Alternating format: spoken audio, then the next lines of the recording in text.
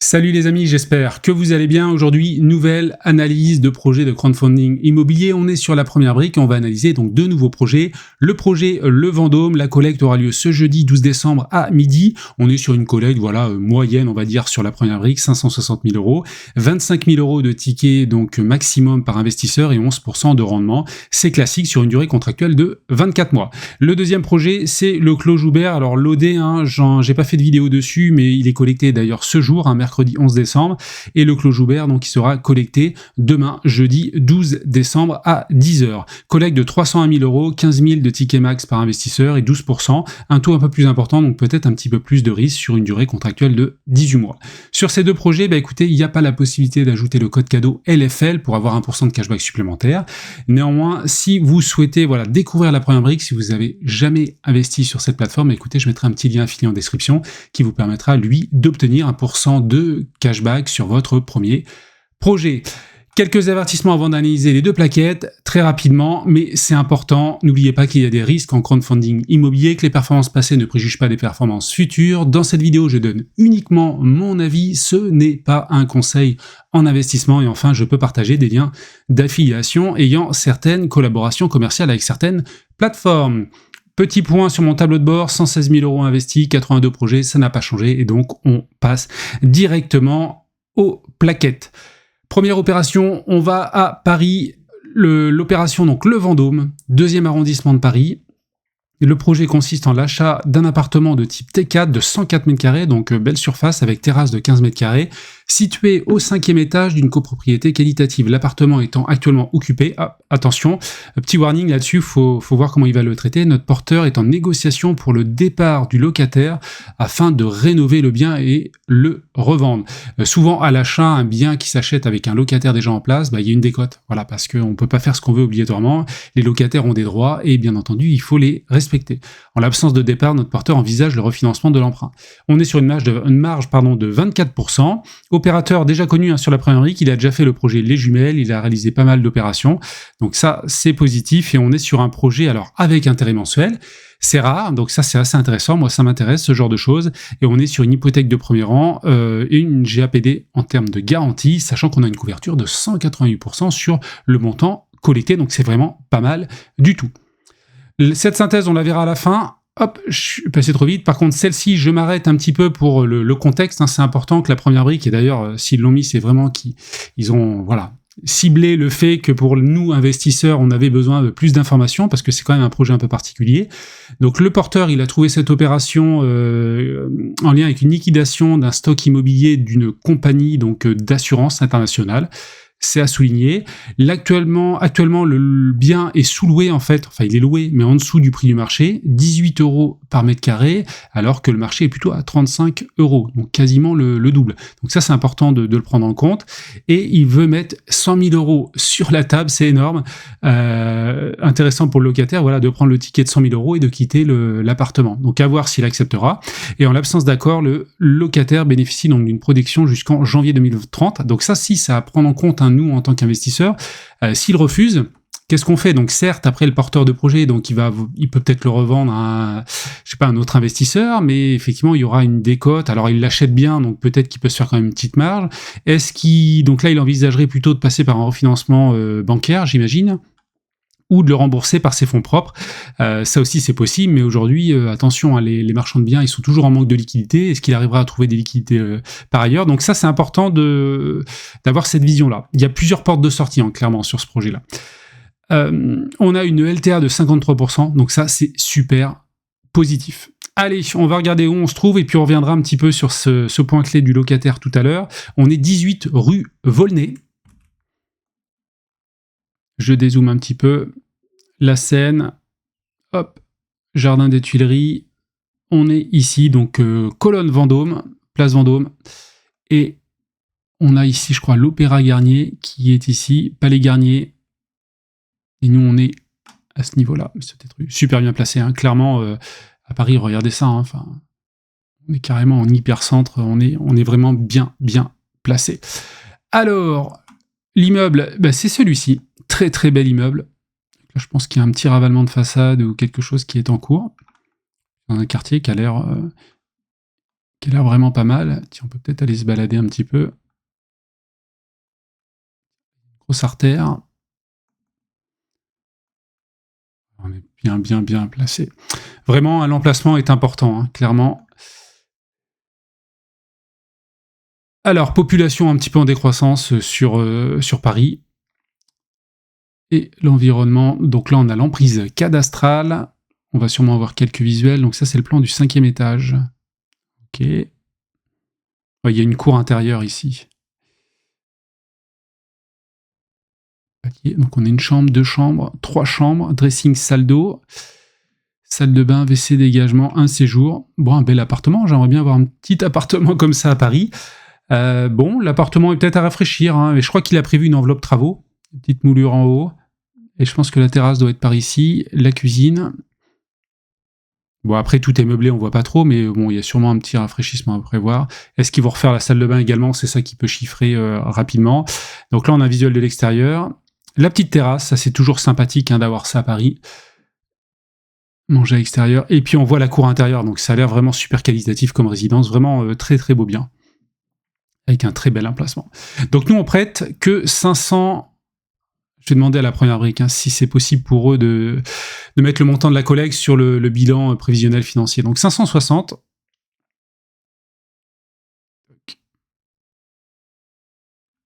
Et le foncier a été acheté 1 050 000 €, donc on prête quasiment que la moitié, quoi. Donc super couverture, on est à 188%, c'est ce qu'il disait tout à l'heure. Prix d'acquisition à 10 000 € le mètre carré. Donc tout de suite, je vais regarder quand même sur Meilleur Agent. On est entre 10 000 et 17 000, donc il l'achète vraiment fourchette basse, sachant qu'en termes de travaux, il y a sûrement du rafraîchissement, peut-être peinture et ce genre de choses, mais pas de quoi voilà, de faire exploser le prix des travaux, donc clairement, on est vraiment pas mal positionné là-dessus. Donc 63 000 € d'honoraires d'agence, frais de notaire, ok. Rafraîchissement de l'appartement, il prévoit 70 000 €. Bon, pour un appartement, il y a de quoi faire, hein, 70 000 € déjà pour un appartement de 100 mètres carrés. L'indemnité d'éviction, 100 000 €. Bah, j'espère pour lui, oui, que ça va permettre de faire partir le locataire. Après, ça dépend de pas mal de choses. Hein. En plus, le locataire, il risque d'avoir pas trop d'envie de quitter, vu que son loyer, apparemment, à 18 € par mètre carré, ce qui est vraiment très faible, 2 fois moins important que le prix classique. Donc clairement, il va falloir le faire partir, parce que lui, s'il part et s'il bosse sur Paris, est-ce qu'il va retrouver un autre logement? Il faut se poser aussi ces questions-là. Donc on est sur un prix de sortie à 18 000 €. Donc 18 000 €, on est sur fourchette haute. Donc là, il va le rafraîchir, mais on est quand même sur un emplacement vraiment premium, résidence premium. Si c'est un bien rénové à 100%, bah écoutez, 18 000, moi je trouve qu'on est pas mal. Parce que là, en plus, c'est 18 000 la fourchette haute, et je crois, après que la première brique a mis...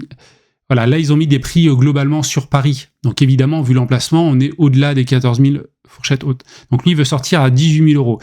C'est un petit peu élevé par rapport au prix du marché. Après, il a 24% de marge, donc il peut aussi baisser un petit peu. Il faudrait faire le calcul, hein, si vous baissez ne serait-ce même qu'à 15%.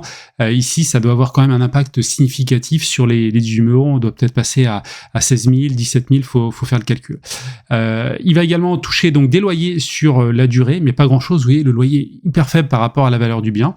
Et donc, il souhaite revendre le bien à 1 872 000 €. Donc, acheter 1 million, revendu 1 872 000 €, il y a une petite marge à se faire, 452 000 €. Bien sûr, avant impôt, la TVA. Alors après, je sais pas s'il y a de la TVA là-dessus, mais voilà.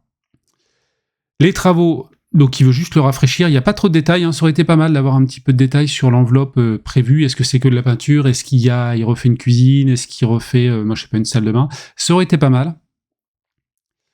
Aucune autorisation d'urbanisme n'est requise, ça c'est un point positif. Et enfin, le porteur portera lui-même la commercialisation de l'appartement. Ok. Donc ils avaient prix de sortie, comment c'est justifié 18 000 €? Parce qu'on est assez haut, bon même si c'est un bien rénové à 100%, on est sur un T4 rafraîchi avec terrasse, je crois qu'on est quasiment au dernier étage, donc ça c'est positif aussi, pas de... Et chose très rare, il y a une terrasse située dans une résidence de qualité, donc je pense que ça justifie le prix, hein. Ça reste mon avis personnel, on est cher, mais je pense que ça peut trouver preneur avec une belle réno, il n'y a pas de souci à mon avis. Alors, on va regarder quand même le prix, l'impact du marché. Bah, écoutez, il y a quand même des baisses, hein. Donc ça a souligné aussi sur Paris. On disait que ça connaissait pas la crise, mais depuis 10 ans, ça a augmenté. Mais depuis 5 ans, il y a quand même de la baisse, donc ça soulignait quand même. N'empêche que le bien est très, très qualitatif, à mon sens. Alors, notre porteur de projet qu'on connaît déjà, hein, vu qu'on a déjà donc collecté un projet avec lui, les jumelles. Il a la société donc BLG IMO, société, alors vous regarderez, hein, je vous laisse regarder les bilans, je ne souhaite pas les partager obligatoirement en vidéo, il y a un ratio de 1/11 d'endettement, alors bien sûr, il y a énormément de stocks en cours, vous allez voir après, il reçoit des loyers, mais il y a un endettement conséquent. Après, c'est quelqu'un, je pense, qui fait énormément d'effets de levier, qui emprunte beaucoup pour se créer un gros parc, et vous allez voir derrière, il a aussi du patrimoine net de manière plus importante par rapport à la dette. Donc les jumelles, moi j'investis dessus, c'était également des intérêts mensuels. Donc on prend une hypothèque couverture de 188%, ça c'est top. Et là on a justement le patrimoine professionnel du porteur de projet, c'est ce que je vous disais tout à l'heure. Donc là il y a 23 millions de patrimoine. Je me demande si celui-ci, en gras c'est quoi ?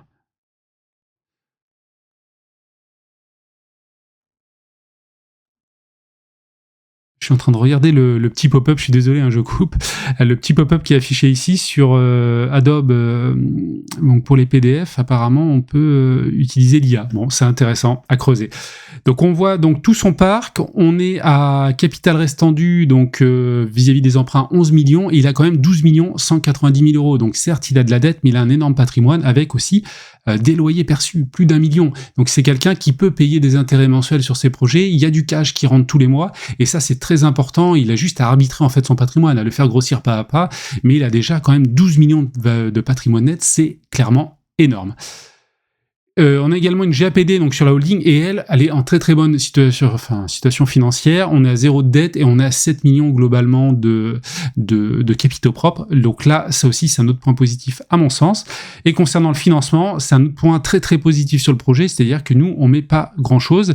Lui, il met, sauf erreur de ma part, 61%, et nous, on prête que 39%. Donc ça nous donne une super couverture hypothécaire. Je pense que vis-à-vis du locataire, la première brique a dû demander en fait qu'il mette un apport très très conséquent, vu c'est le risque aujourd'hui, ce locataire, parce que derrière, vis-à-vis du prix de sortie, on est certes un petit peu élevé, mais il y a la marge qui permettrait de compenser cela. Et donc, si on termine sur la synthèse, donc stratégie de revente cohérente, c'est clair, hein, vu l'emplacement, vu le type de bien. Alors, l'emplacement Paris, l'emplacement Place Vendôme, l'emplacement également dans la résidence qui a l'air très qualitative. Couverture hypothécaire vraiment excellente. Santé financière de la société projet. Alors, je sais pas, parce que la santé financière de la société, il y en a une qui est très endettée et l'autre qui est bien moins endettée, vu qu'elle a 7 millions de capitaux propres avec aucune dette en face. Expérience du porteur, ok. Intérêt payé mensuellement, moi, ça me plaît bien. Et apport conséquent, 61%. Donc ça, c'est clair que il y a beaucoup de points positifs. Le prix de sortie est quand même assez élevé, mais oui, il y a la terrasse, il y a l'emplacement. Donc ça, pour moi, c'est un point faible un petit peu, mais il peut baisser aussi sa marge, donc il n'y a pas de souci. Et concernant la présence du locataire, pour moi, c'est le risque, et je voulais un petit peu faire un focus là-dessus, parce que faut toujours se poser la question, si le locataire part pas, qu'est-ce qui se passe ? Il va essayer donc de faire refinancer par une banque, ou peut-être de le revendre à un autre acquéreur, mais je pense qu'il est plutôt parti pour garder le bien. Mais après, quel est l'intérêt de garder le bien, vu qu'il y a un loyer qui est aussi hyper faible? Donc ça aussi, c'est une question que je pose. Néanmoins, si derrière il devait faire faillite, etc., nous on a quand même une couverture à 188%. Alors certes, on peut avoir une décote de 20%, 30% aux enchères, donc on tomberait, je sais pas si le prix du bien, enfin on peut peut-être tomber à 140%. Derrière, le bien se vendra peut-être un petit peu moins parce qu'il y a un locataire, mais on reste toujours pour moi au-dessus de 100%. Donc c'est clairement ceinture et bretelle vis-à-vis de la garantie. Donc ça, c'est le point positif. Alors effectivement, après 100 000 euros, est-ce que ça va suffire pour le faire partir? Ça, c'est une vraie question. Et derrière, voilà quoi. Après, c'est vraiment, il y a plusieurs portes de sortie. Donc c'est ça un petit peu la complexité du projet. Mais il n'empêche qu'on a un superbe emplacement, super couverture, des intérêts mensuels. Donc je m'interroge beaucoup, moi, étant placé sur les jumelles. J'ai mis un bon petit billet. Est-ce que je mets un demi-billet là-dessus? Je m'expose donc une deuxième fois sur un porteur. J'aime pas trop le faire, ou je le fais relativement rarement. Néanmoins, il y a des intérêts mensuels. Donc voilà, je vais vraiment y réfléchir. Et puis d'ailleurs, on peut en discuter sur le canal Telegram, je vous le rappelle. Donc n'hésitez pas à échanger sur le sujet. On passe maintenant au deuxième projet, qui est le Clos Joubert. Donc là, on va un peu plus au sud, à côté de Saint-Étienne, situé à Marles, ou Marlès, je l'écorche, dites-le moi en description, ou en commentaire plutôt. Donc au sud de Saint-Étienne, dans le département de la Loire, le projet consiste en l'achat d'un ensemble immobilier d'une superficie totale de 1081 m², donc c'est assez conséquent, complété par un terrain de 454 m², 13 places de stationnement. Ok, cet ensemble actuellement détenu en pleine propriété fera l'objet d'une division en 9 lots.